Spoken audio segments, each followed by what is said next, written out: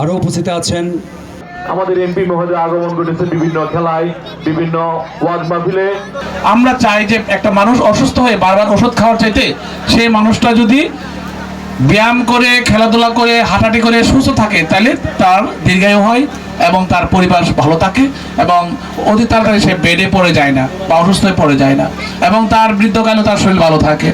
সেই জন্য আমি বলবো যে খেলাধুলা একটা নিয়মিত প্র্যাকটিস, সবাইকে খেলাধুলা প্র্যাকটিস করতে হবে এবং হাঁটতে হবে সুস্থ থাকার জন্য।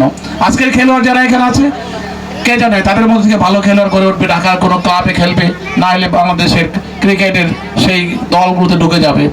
আমরা চাই আমাদের যে প্রত্যাশা, আমাদের মাননীয় প্রধানমন্ত্রী যা চাইছেন, প্রত্যেকটা ইউনিয়নে আমরা একটা করে খেলার মাঠ করব, যেটা মাননীয় প্রধানমন্ত্রী অনুমোদন দিয়েছেন।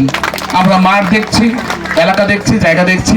আমরা সুন্দর খেলার মাঠ করলে তোমরা সবাই ক্রিকেটও খেলতে পারবে, ফুটবলও খেলতে পারবে, লং টেনিসও খেলতে পারবে, টেবিল টেনিসও খেলতে পারবে, টেনিসও খেলতে পারবে। এটা সুন্দর একটা খেলার মাঠ হবে প্রতি ইউনিয়নে। আর উপজেলাব্যাপী একটা স্টেডিয়াম হবে, সেটা মাননীয় প্রধানমন্ত্রী নির্দেশ দিয়েছেন। এটা ফুড ভিলেজ করবে, এটা স্পোর্টস ভিলেজ করা হবে।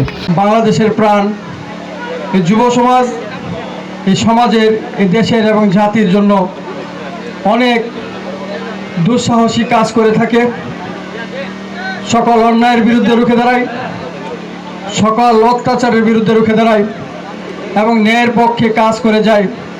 এই যুব সমাজকে এগিয়ে নেওয়ার জন্য, এই যুব সমাজকে সাহস যোগানোর জন্য এবং আগামী দিনের বাংলাদেশকে সুন্দর বাংলাদেশ গড়ার জন্য আমরা সবাই মাননীয় প্রধানমন্ত্রী জনাব তারেক রহমান সাহেবকে সবাই মিলে সার্বিকভাবে সহযোগিতা করব। একটি সুন্দর বাংলাদেশ বিনির্মাণের জন্য সর্বোচ্চ সহযোগিতা করব, যার যার অবস্থান থেকে।